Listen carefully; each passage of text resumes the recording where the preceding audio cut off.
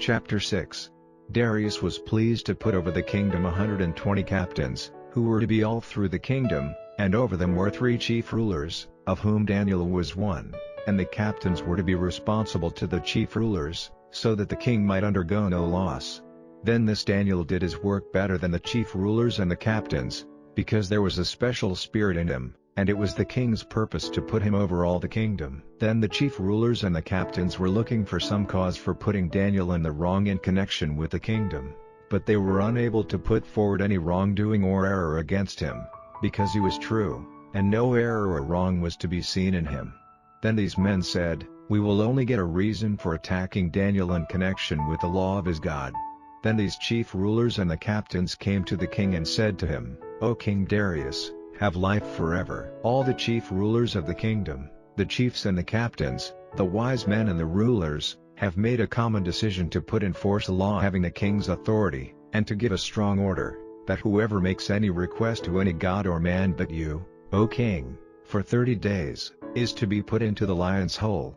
Now, O king, put the order in force, signing the writing so that it may not be changed, like the law of the Medes and Persians, which may not come to an end. For this reason King Darius put his name on the writing in the order. And Daniel, on hearing that the writing had been signed, went into his house. Now he had windows in his room on the roof opening in the direction of Jerusalem, and 3 times a day he went down on his knees in prayer and praised before his God, as he had done before. Then these men were watching and saw Daniel making prayers and requesting grace before his God. Then they came near before the king and said, "O king, have you not put your name to an order that any man who makes a request to any god or man but you, O king, for 30 days, is to be put into the lion's hole?" The king made answer and said, "The thing is fixed by the law of the Medes and Persians, which may not come to an end." Then they made answer and said before the king, "Daniel, one of the prisoners of Judah, has no respect for you, O king, or for the order signed by you, but 3 times a day he makes his prayer to God." When this thing came to the king's ears, it was very evil to him, and his heart was fixed on keeping Daniel safe, and till the going down of the sun he was doing everything in his power to get him free. Then these men said to the king, "Be certain, O king, that by the law of the Medes and Persians no order or law which the king has put into force may be changed." Then the king gave the order, and they took Daniel and put him into the lion's hole. The king made answer and said to Daniel, "Your God, whose servant you are at all times, will keep you safe."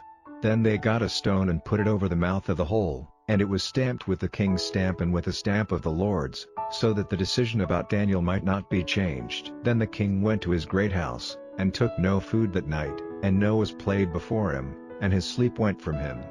Then very early in the morning the king got up and went quickly to the lion's hole. And when he came near the hole where Daniel was, he gave a loud cry of grief. The king made answer and said to Daniel, "O Daniel, servant of the living God, is your God, whose servant you are at all times, able to keep you safe from the lions?"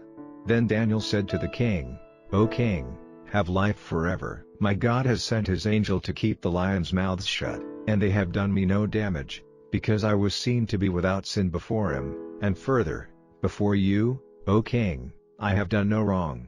Then the king was very glad, and gave orders for them to take Daniel up out of the hole.